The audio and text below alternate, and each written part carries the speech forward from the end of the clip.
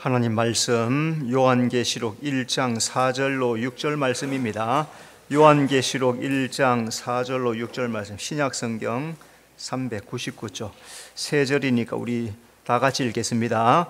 요한이 아시아에 있는 7 교회에 편지하노니 이제도 계시고 전에도 계시고 장차 오실 이와 그의 보좌 앞에 있는 7 영과 또 충성된 증인으로 죽은 자들 가운데서 먼저 나시고 땅의 임금들의 머리가 되신 예수 그리스도로 말미암아 은혜와 평강이 너희에게 있기를 원하노라.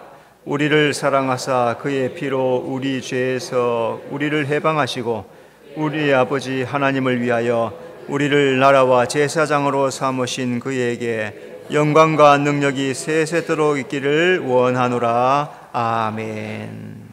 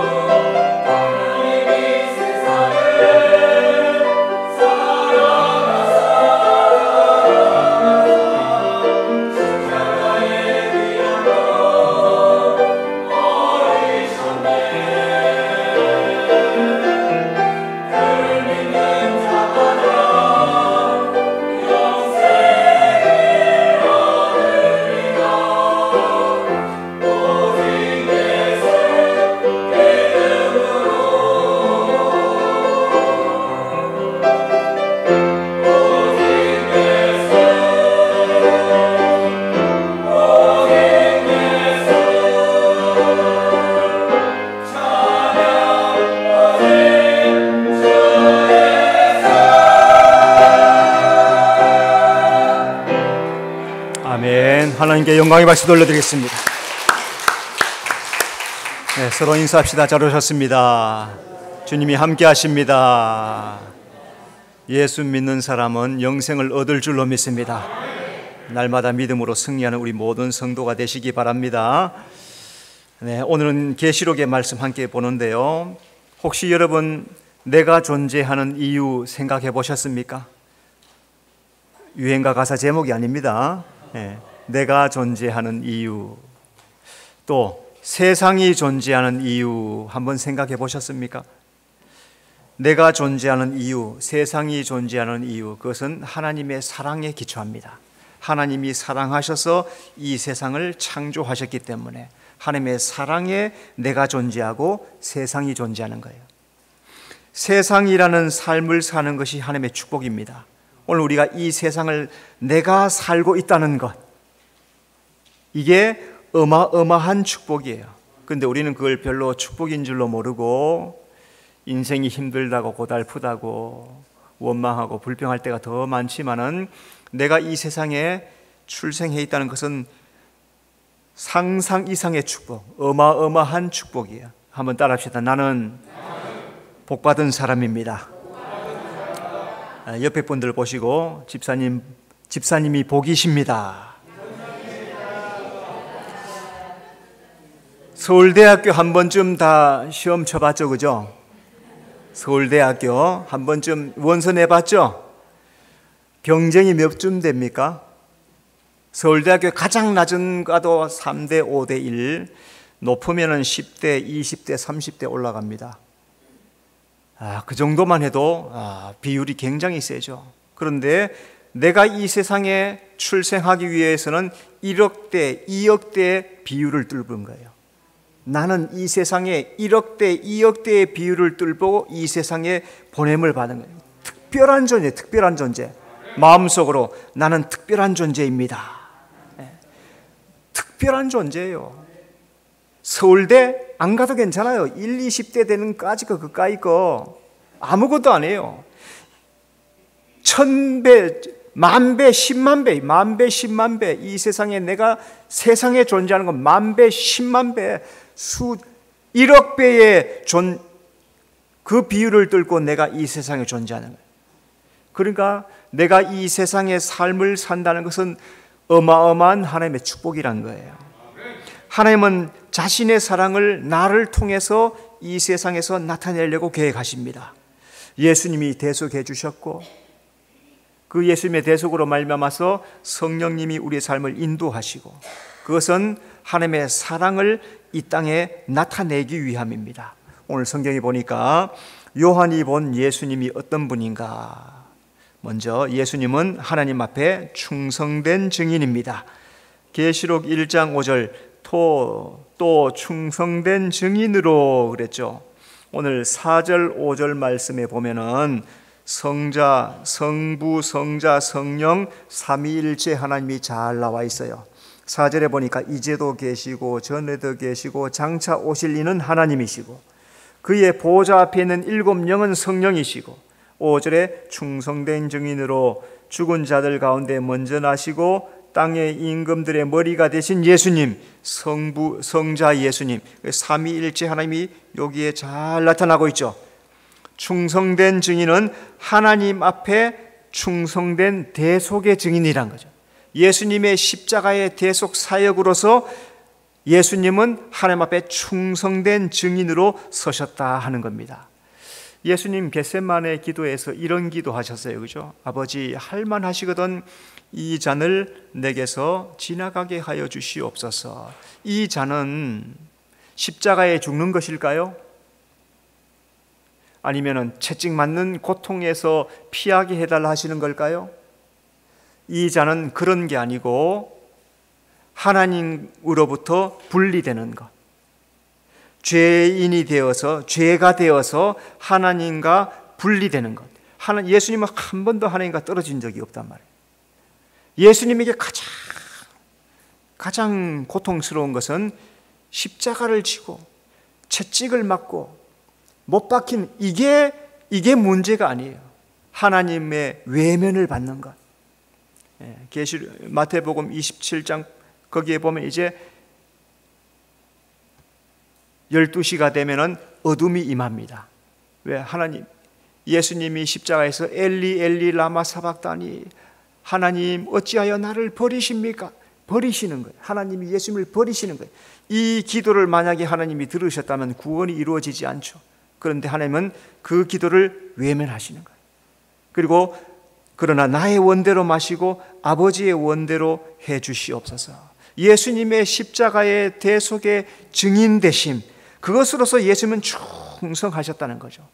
우리 성도들도 내게 지어진 십자가를 잘 지고 충성하는 성도가 되어야 될 줄로 믿습니다. 예수님은 죽은 자들 가운데 먼저 나신 분이십니다. 계시록 1장 5절, 죽은 자들 가운데서 먼저 나시고, 죽은 자들 가운데 먼저 나셨다는 것은 부활을 말하죠, 그죠? 부활의 첫 열매. 예수님이 부활하시는데 그전에는 부활이 없어요, 그죠? 예수님이 부활의 첫 열매가 되시는 거예요. 예수님이 죄와 사망 권세를 깨트리고 부활을 하시는 거죠. 그래서 예수님이 죽은 자들 가운데서 첫 열매로 부활하시는 거죠. 부활은 예수님이 첫 열매가 되시는 걸 말해요. 그래서 오늘 우리도 그 부활에 참여하는 자가 되게 되었다는 거죠. 예수님의 부활하심으로 말미암아 부활의 첫 열매가 되심으로 우리도 예수님을 따라서 다 부활하는 놀라운 은혜를 잊게 되었다는 거죠. 그러니까 오늘 우리 성도들은 이 세상의 삶이 나에게 때로는 어려움도 주고 고난도 주고 힘들게 하는 것들도 많지만은 부활의 소망을 가지고 사는 성도가 되어야 될 줄로 믿습니다. 예수님은 땅의 임금들의 머리가 되신 분이십니다. 5절, 땅의 임금들의 머리가 되신 예수 그리스도로 말미암아. 땅의 임금들의 머리란 것은 땅의 임금들이 많죠. 세상에 왕들이 많죠. 지금도 200몇 개, 270개국의 나라에 다 임금들이 있단 말이죠. 그런데 그 임금들의 머리라는 거죠. 예수님이 참 왕이시란 말이에요. 예수님이. 세상의 많은 임금들은 하나님의 나라의 임금의 모형이에요. 모형. 그래서 하나님은 이스라엘 백성들에게 왕을 세우지 않았습니다. 사사를 세워서 문제 있을 때마다 다 사사를 통해서 해결하시고 하나님이 왕이셔요. 하나님이 왕인데 이 이스라엘 백성들이 옆에 나라들을 보니까 왕들이 있어요. 그게 부러워가지고 우리도 왕 세워달라고. 하나님이 뭘 하십니까? 나를 왕 삼지 않으려고 한다. 사람을 왕 삼으려고 한다. 안타까워하시고 슬퍼하시는 하나님의 모습을 보여주시는 거죠. 세상에 있는 임금은 하나님의 나라의 임금의 모형이고, 그래서 예수님은 만주의 주 만왕이에요. 이 세상의 왕이실 뿐만 아니라 우주 만물 천지 창조의 전체 만왕의 왕 만주가 되시는 분이 바로 예수님이란 거예요. 마태복음 27장에서 빌라도가 묻습니다. 네가 왕이냐? 사람들이 유대인이 왕이라 그러고 하니까 네가 왕이냐? 그러니까 예수님께서 뭐라 하세요? 너의 말이 옳다. 그 말이 뭡니까? 요한복음에서는 내가 왕이니라 확실하게 말씀하세요. 예수님이 만왕의 왕이시란 말이죠. 그러므로 오늘 우리 성도들은 온 우주 만물의 만왕의 왕이 되신 예수님을 믿고 살아가는 그런 자부심, 그런 자존감, 그런 큰 믿음 가지고 믿음으로 살아가는 성도가 되시기를 바랍니다. 계시록은 예수님의 모습을 잘 기록하고 있습니다. 계시록에 나타난 예수님의 모습이 어떤 모습인가 이제 몇 가지로 찾아봅니다. 첫째, 예수님은 보호자 앞에 있는 한 어린 양이십니다. 자, 우리 6절 말씀 다 같이 시작. 여기가 아니에요. 계시록 5장 6절인데 5장 6절 봅시다. 5장 6절 시작. 내가 또 보니 보호자와 네 생물과 장로들 사이에 한 어린 양이 서 있는데 일찍이 죽임을 당한 것 같더라. 그에게 7뿔과 7눈이 있으니 이 눈들은 온 땅에 보내심을 받은 하나님의 7영이더라. 자, 계시록 1장에서는 계시록 1장으로 다시 돌아가서 예수님께서 어떤 모습으로 보이냐면 13절 말씀에 보니까 인자가 발에 끌리는 옷을 입고 가슴에 금띠를 띄었더라 그러죠. 그죠? 발에 끌리는 옷은 제사장의 옷이에요. 예수님이 제사장이란 거죠. 가슴에 금띠를 띄었다 하는 것은 예수님이 왕권을 의미해요. 왕이시란 말씀이에요. 그 다음에 18절 말씀에 전에 죽었다가 사망과 음부 열쇠를 가지고 다시 살아나셨다 그렇게 말씀하시죠. 그래서 이제 5장에 가면은 예수님께서 보좌와 내 생물들과 장로들 사이에서 어린 양으로 서 계시는 모습을 보여주십니다. 자, 성경에 보니까 어린 양의 예표로 기록된 성경의 구절들이 몇 가지가 나오는데 그 중에서 세 가지만 말하면, 첫째, 아벨이 제물로 드린 어린 양은 예수님을 예표합니다. 창세기 4장 4절, 아벨은 자기도 양의 첫 새끼와 그 기름으로 드렸더니 여호와께서 아벨과 그의 제물은 받으셨으나, 하나님은 창세기에서부터 아담의 아들 아담에게부터 양의 제물로 제사할 것을 말씀하세요. 그래서 창세기 3장 21절에 보니까 범죄한 아담에게 하나님이 뭘 입혀주십니까? 가죽옷을 입혀줬어요. 그럼 가죽은 무언 짐승을 잡았다는 거 아니에요? 그죠? 그 짐승이 뭘까요? 양이에요. 그래서 성경 계속해서 양으로 나오는 거예요. 그 가죽옷의 양의 가죽옷이 바로 예수님을 의미하는 거예요. 자, 거기에서 아담이 자녀들에게 말합니다. 너희들은 하나님 앞에 양으로 제물을 드려서 하나님 앞에 제사해야 된다. 그런데 가인이 그 말을 듣지 않아요. 자기의 농산, 소산을 가지고 들었습니다. 그게 뭔 말입니까? 인본주의.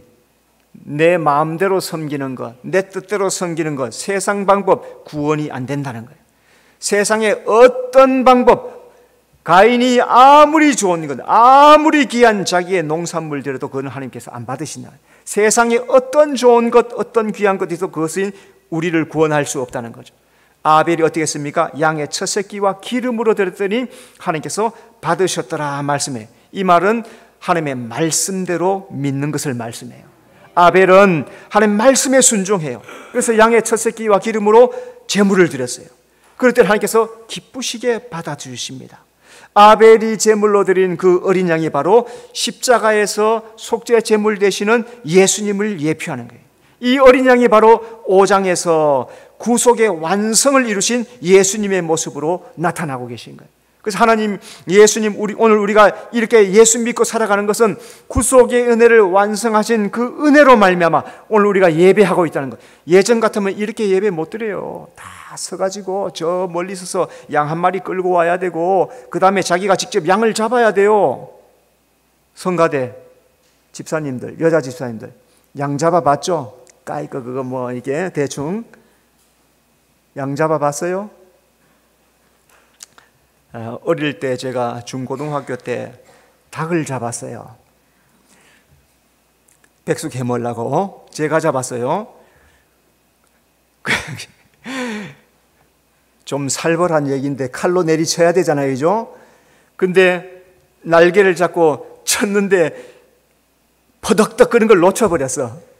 상상을 한번 해봐요. 이게 한 방 맞았다고 죽나요? 안 죽고 피를 철철 흘리면서 온 사방 막 난리를 쳐요. 닭 한 마리가 그래. 근데 양 한 마리 잡아봐요. 심지어는 소도 잡아요. 소 잡으려고 그래봐. 이게 잡힐까 싶어요. 예수님 아니었으면 그런 제사를 드렸는데 예수님 때문에 이렇게 다 이루어놓은 그 구속의 은혜를 감사함으로 예배하는 거예요. 오늘 우리가 드린 예배는 주님의 축복인 줄로 믿습니다. 그러므로 날마다 감사함의 예배하는 성도가 되시길 바랍니다. 또 하나는 아브라함이 이삭 대신 드린 양이 예수님을 예표합니다. 창세기 22장 13절 아브라함이 눈을 들어 살펴본 적 한 순양이 뒤에 있는데 뿔이 수풀에 걸려 있는지라 아브라함이 가서 그 순양을 가져다가 아들을 대신하여 번제로 드렸더라. 하나님께서 아브라함에게 독자 이삭을 바쳐라. 아브라함은 그 말씀에 순종하여서 아침 일찍 일어나서 사흘 길을 모리아 산으로 갑니다. 이삭을 결박하고 제물로 드리려고 합니다. 그때 하나님께서 멈추어라 말씀하시고 대신 순양을 예비해 놓으신 거예요. 여러분, 하나님께서 나에게 뭐라고 하시면은 제가 여러분들에게 기도하십시오, 성경 읽으십시오, 이렇게 뭐 전도하십시오 이런 말 하죠, 그죠? 거기에는 다 뒤에 보상이 있어요. 여러분, 우리가 한 모든 행위의 삶의 뒤에는 다 보상이 있어요. 이거 눈에 안 보여서 몰라서 그렇지만 하나님께서 아브라함에게 아들 이삭을 제물로 바쳐라 했을 때 그냥 그거 진짜 잡아서 바치게 하려고 했을까? 아니라는 거예요. 왜? 성경에 보니까 뿔이 수풀에 걸려있는 아들을 잡으려고 했는 것을 진짜로 행하는 것을 보고 하나님께서 멈춰라 하시고 주변에 둘러보라 하니까 저기에 뿔이 숲을 어제 저녁부터 걸려가지고 이게 못 가고 있는 거예요. 하나님은 미리 전에 다 예비해놓고 우리에게 뭘 행하라 하시는 거예요. 그래서 여호와 이래 미리 준비해 놓으셨다는 거예요. 하나님은 우리에게 모든 축복을 다 준비해 놓으시고 믿어라, 순종해라, 섬겨라 말씀은 우리가 믿기만 하면은, 섬기기만 하면은 놀라운 예비하심을 경험하게 될 줄로 믿습니다. 그래서 이삭 대신 제물로 드린 그 순양이 바로 우리의 속죄 제물 대신 예수님을 예표하는 거예요. 또 한 가지는 세례 요한이 말한 하나님의 어린 양이 예수님을 예표합니다. 요한복음 1장 36절, 예수께서 거니심을 보고 말하되 보라 하나님의 어린 양이로다. 하나님께서 세례 요한에게 사역을 시작하게 하실 때 말씀하세요. 세상 죄를 짊어지고 갈 어린 양이 올 것이다 계시해 주셨습니다. 그리고 이렇게 너에게 찾아오는 그가 메시아이다 하나님께서 다 가르쳐 주셨어요. 어느 날 세례 요한이 세례를 주고 있는데 예수님이 오시는 것을 봤어요. 그가 하나님 말씀하신 모습과 똑같아. 그 예수님을 보고 뭐라 합니까? 하나님의 어린 양이다 말씀하는 거죠. 예수님은 하나님의 어린 양으로 우리의 죄를 대속하기 위해서 이 땅에 성육신해 오시는 거예요. 왜? 죄는 사람이 해결할 수가 없어요. 죄인이 죄를 해결할 수 없습니다. 죄인이 죄를 해결할 수 없어요. 그래서 하나님이 해 주셔야만 하는 거예요. 그래서 하나님이신 성자 예수님이 이 세상에 오셔서 죄를 해결하시는 거예요. 그래서 예수님이 오시는 거예요. 이 죄 때문에. 죄가 아니었으면 예수님 오실 이유도 없고 죽으실 이유도 없단 말이에요. 죄 때문에 예수님이 나 대신에 죽어주시는 거예요. 그래서 예수 믿음으로 죄 사함을 주시는 놀라운 은혜를 우리에게 주신 거예요. 그래서 오늘도 우리에게 믿으시오 믿으시오 하는 이가 뭡니까? 죄 사함을 위해서, 죄 사함을 받고 하나님의 나라 가야 되기 때문에 하나님께서 그 길을 예수를 통해서 완전하게 이루어 놓으셨어요. 그래서 누구든지 예수 믿으면 의롭다 함을 받고 칭함을 받고 의로움을 얻게 되는 놀라운 축복을 예수님을 통해 주신 이 예수님을 잘 믿고 의로움을 얻어서 하나님의 나라의 백성이 되는 성도가 되시기를 바랍니다. 두 번째, 예수님은 7인을 떼시는 주님이십니다. 계시록 5장 5절, 장로 중에 한 사람이 내게 말하되 울지 말라. 유대 지파의 사자 다윗의 뿌리가 이겼으니 이 그 두루마리와 그 7인을 떼시리라 하더라. 자, 요한계시록 1장 1절에 보니까 계시록은 예수 그리스도의 계시라 그랬습니다. 이 말씀은 예수님의 재림의 비밀을 감추어 놓은 말씀이 계시록이란 말이에요. 자, 5장에서 보니까 7인을 뗀 자는 예수님 뿐이라고 말씀해요. 다윗 지파에서 나신 사자 예수 그리스도께서 이제 인봉을 떼실 것이다 그렇게 말씀합니다. 자, 성경의 계시를 여는 비결이 뭘까? 성경을 어떻게 해결할 수 있을까? 성경의 계시는 예수 안에서 열리는 책입니다.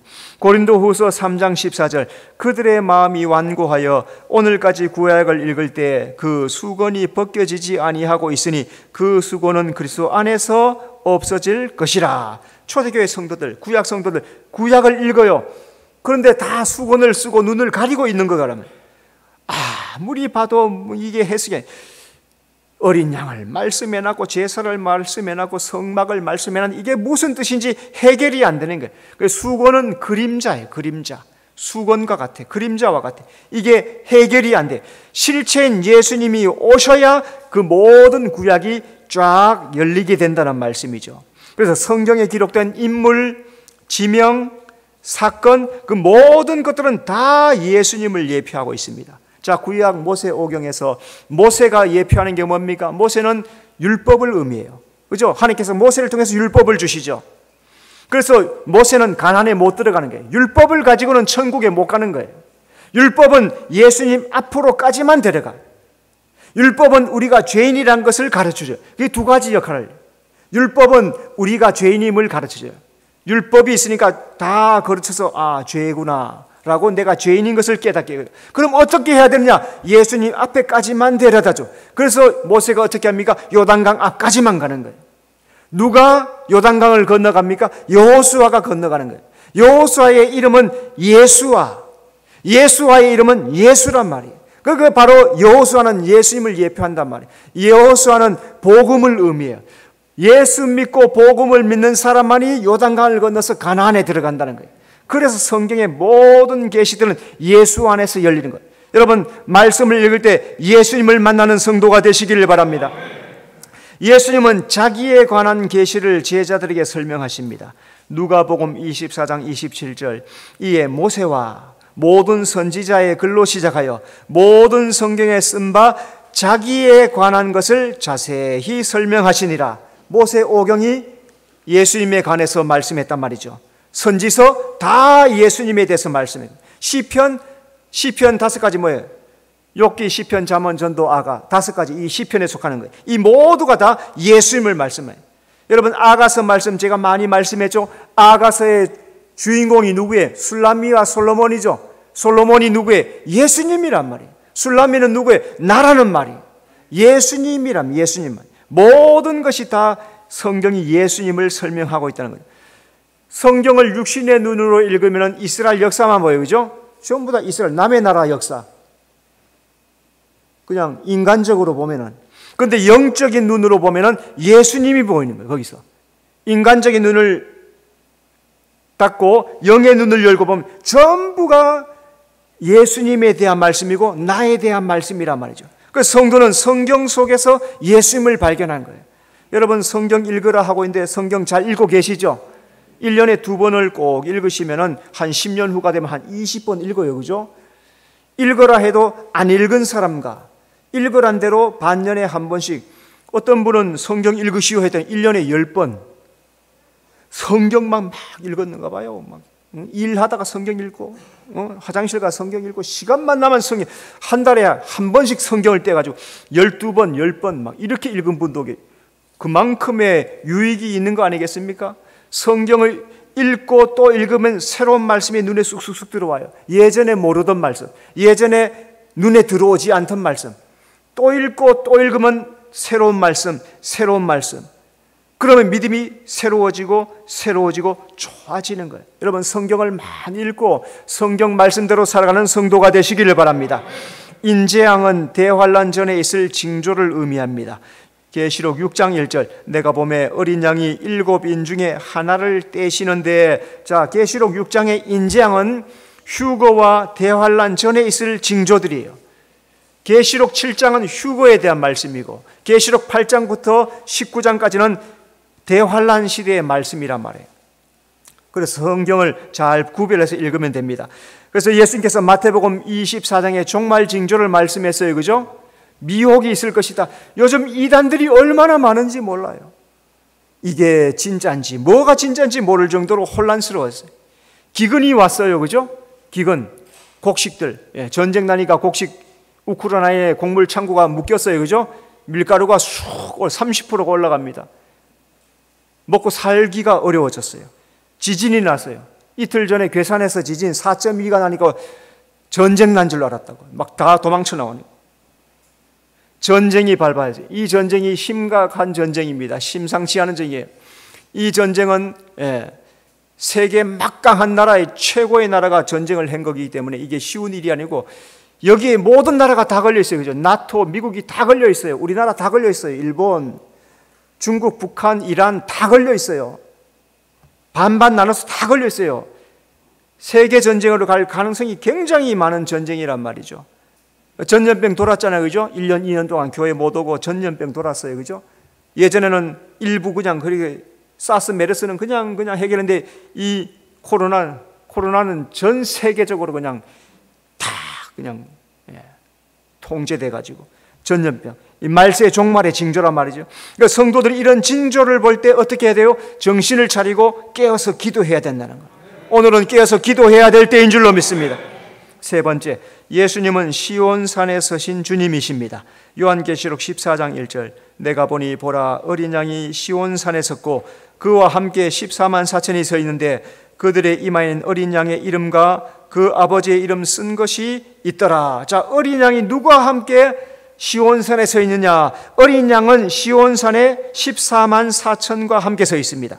계시록 14장 1절, 내가 보니 보라 어린 양이 시온산에 섰고 그와 함께 14만 4천이 서 있는데, 계시록 14장의 시온산은 이 땅이 아닌 하늘나라의 하나님의 나라의 시온산이에요.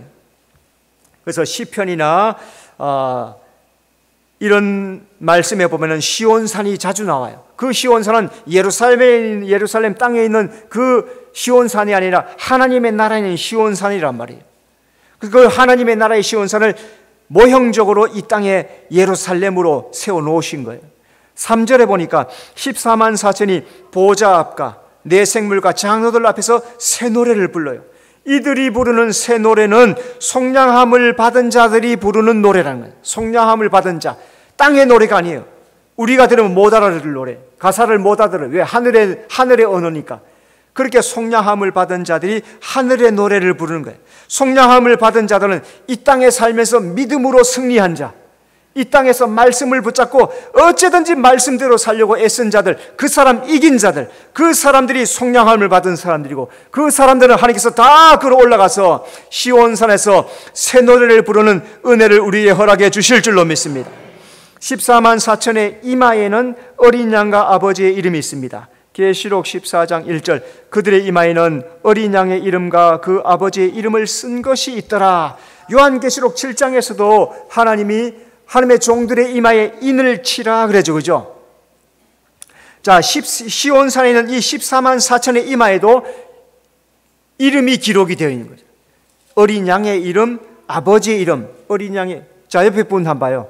옆에 분 이마 까봐요. 보여요, 안 보여요?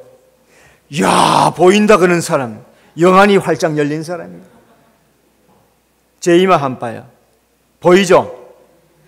그때는 예 하는 거예요, 그냥. 예, 육의 눈으로는 안 보이지만 영의 눈으로 볼 때는 제 이마에 분명히 하나님의 인이 있을 거예요. 왜? 예수 믿는 사람이니까. 우리 여러분의 이마에도 하나님의 인이 있는 줄로 믿습니다. 왜? 예수 믿는 사람은 성령의 인침을 받았다 했으니까 분명히 이름이 있어요. 그런데 육의 눈으로만 보이지 않는 거예요. 영의 몸에는 우리의 인침이 다 있단 말이에요.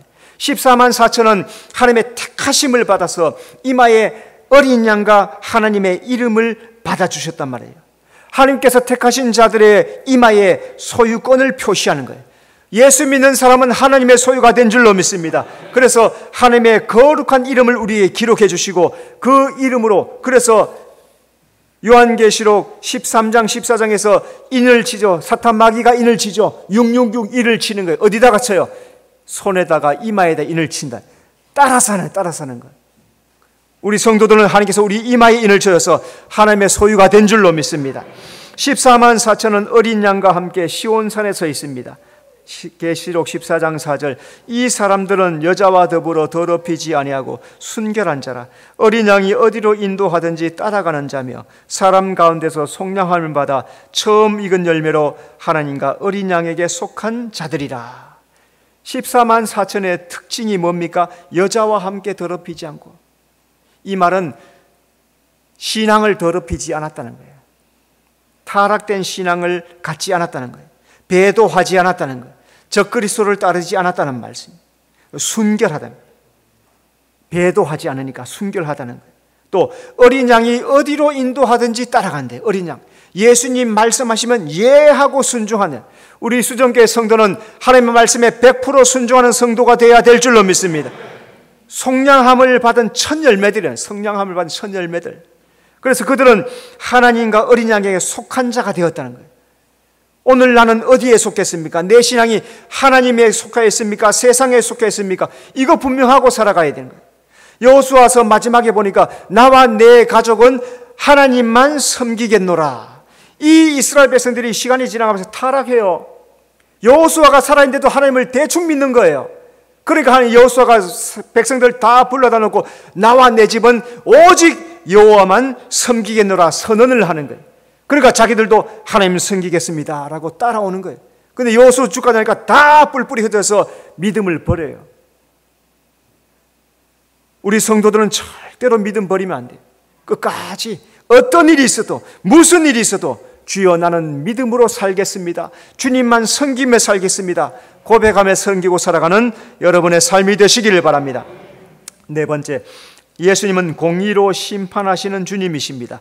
계시록 19장 11절, 또 내가 하늘이 열린 것을 보니 보라 백마와 그것을 탄 자가 있으니 그 이름은 충신과 진실이라. 그가 공의로 심판하며 싸우더라. 하늘이 열렸는데 하나님께서 요한에게 장차될 일을 계시해 주셨습니다. 자, 요한이 천상에서 백마를 탄 예수님을 봤어요. 예수님이 백마를 타고 재림의 주로 오시는 거예요. 자, 재림 주로 오시는 예수님이 어떻게 오시느냐? 예수님은 백마를 타고 오십니다. 계시록 19장 11절, 보라 백마와 그것을 탄 자가 있으니. 자, 흰색은 승리를 상징해요. 흰색은 공의, 의로움을 상징하기도 하고 승리를 상징해요. 그래서 예수님께서 백마를 타셨다는 것은 사탄 마귀를 심판하시는 승리의 주로 오신다는 말씀이에요. 죄와 사망을 이긴 예수님께서 마지막에는 사탄 마귀를 심판하기 위해서 백마를 타고 오신다는 거예요. 오늘 우리 성도들은 예수님이 이겨놓은 이김으로 이 세상을 살아가고 있어요. 예수님이 이미 2000년 전에 십자가로 우리에게 승리를 주셨단 말이죠. 그러니까 죄와 환난과 시험과 고난과 모든 문제는 예수 이름 안에 해결이 되는 거예요. 여러분, 어려우면 예수 이름을 부르셔야 돼요. 그 자리에서 엎드려서 교회에 꼭 나오지 않더라도 방 안에 엎드려서 차에 들어가서 골방에 들어가서 사무실 구석에 들어가서 주여 내가 지금 이런 어려움을 당했습니다. 주여 이 문제를 해결하여 주시옵소서. 주여 내 삶의 문제를 해결하여 주시옵소서. 내 마음속의 소원을 주여 허락하여 주시옵소서. 예수의 이름을 부르면서 주님을 찾고 구하면은 오늘도 주님은 우리에게 승리를 허락해 주실 줄로 믿습니다. 그래서 하나님께서 우리에게 주신 최고의 능력이 예수 이름이에요. 예수 이름을 부르면 사탄 마귀가 물러간단 말이에요. 그 예수 이름으로 이 세상을 믿음으로 승리하는 여러분의 삶이 되시기를 바랍니다. 예수님의 이름은 충신과 진실입니다. 계시록 19장 11절, 그 이름은 충신과 진실이라. 예수님은 하나님 앞에 충신, 진실하신 대속자이세요. 그래서 예수님은 하나님의 말씀에 100% 순종하면서 십자가에 죽고 부활하심으로 구원을 완성하십니다. 예수님께서는 하나님의 뜻에 합당한 충신과 진실한 삶을 사셨어요. 그래서 오늘 우리 성도들도 어떻게 해요? 내게 지어진 십자가를 지고 예수님의 말씀을 꼭 붙잡고 충성되게 진실하게 신앙생활을 해야 된다는 거죠. 여러분, 주님과 하나님의 나라에 충성하는 성도가 되시고 하나님 앞에 진실한 성도가 되시기를 바랍니다. 예수님은 공의로 심판하십니다. 계시록 19장 11절, 그가 공의로 심판하며 싸우더라. 공의로 심판하는 것은 하나님을 대적한 사탄 마귀를 심판하는 기준이 공의란 말이에요. 하나님이 하나님이라고 막 심판하는 거 아니에요. 하나님 마음대로 심판하는 게 아니에요. 하나님 말씀 있죠. 하나님께서 말씀하신 그 말씀이 기준이에요. 예수님도 하나님의 말씀을 기준으로 사탄 마귀와 대적자들을 공의로 심판하시는 거예요. 나의 신앙이 옳은지를 말씀의 기준에 대봐야 돼요. 그래서 말씀을 많이 읽어야 됩니다. 말씀을 많이 읽으면 그 말씀이 나에게 공의를 심판해. 나의 공의가 맞는지, 지금 내가 공정한지, 정직한지, 의로운지를 자꾸 심판해요. 그럼 그 말씀을 통해서 내가 이거 잘못했구나, 이거 범하였구나, 이거 허물되었구나, 회개하고 새롭게 만들어 간다는 거죠. 그러니까 공의의 말씀을 항상 읽으면서 자기를 잘 살펴서 나중에 하나님 앞에 섰을 때 의로운 자로 판명받는 성도가 되시기를 바랍니다. 예수님의 심판은 성도에게 큰 축복이 됩니다. 계시록 22장 7절, 보라 내가 속히 오리니 이 두루마리의 예언의 말씀을 지키는 자는 복이 있으리라 하더라. 어린 양 예수를 소망하며 기다리는 사람이 구원을 받고 복을 받는다는 거죠. 예수님은 이 두루마리 예언의 말씀을 지키는 자가 복이 있다 했어요. 오늘 말씀을 여러분은 앉아서 듣고 있습니다. 들었는데 그것을 끝내면 안 된다는 거예요. 그 말씀 중에서 내가 듣고 이 말씀을 하셨구나라고 알았으면 그 말씀을 일주일 동안 생활 속에서 지켜야 된다는 거예요. 지켜야 복이 된다는 말이에요. 말씀을 지키고 믿음으로 행하는 자가 영원한 생명을 얻고 누리는 축복을 얻는다는 말씀입니다. 오늘 계시록의 말씀에서 예수님은 공의로 심판하시는 주님으로 오실 것이다 말씀했습니다. 초림에 2000년에 오실 때는 구원자로 오셨어요. 우리를 구원하기 위해서 오셨어요. 그래서 십자가에서 죽으시는 거예요. 재림에 오신 예수는 심판주, 왕으로 오시는 거예요. 왕으로 오셔서 심판하시는 거예요. 그래서 오늘 우리는 말씀을 지키고 믿음으로 행하는 거예요. 그 말씀과 믿음으로 행하는 삶을 사는 사람들에게 하나님은 영원한 생명을 주시고 천국을 누리는 축복을 주신다는 사실을 잘 기억하면서 주님의 뜻대로 살아가는 여러분의 삶이 되시길 바랍니다. 기도하겠습니다. 주님, 예수님은 하나님 앞에 충성된 증인이요 부활의 첫 열매요 만왕의 왕의 만주의 주이신 줄로 믿습니다. 그렇게 오신 주님을 우리가 믿고 살고 있는 것 얼마나 감사한지, 정말로 예수님이 나에게 얼마나 축복인지, 내가 예수 믿는 것이 얼마나 어마어마한 축복인지 기억하며 감사하며 살아가는 우리 모든 성도가 되도록 인도해 주시옵소서. 예수님 이름으로 기도드리옵나이다. 아멘.